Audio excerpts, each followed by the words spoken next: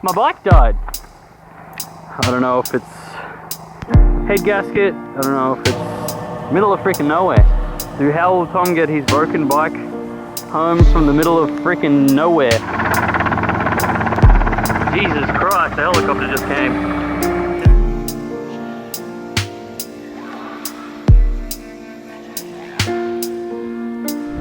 You're not running too good. And that's all she wrote. She's just packed it in. She's just died on me. This used to be my favourite bike. I used to think this was the best damn bike in the world. I thought, here's a freaking bike that's light, powerful and reliable.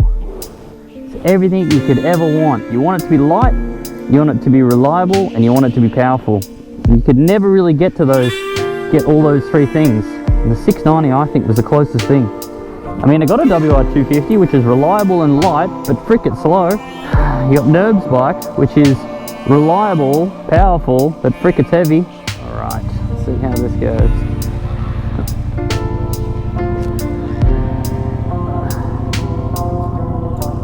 Okay.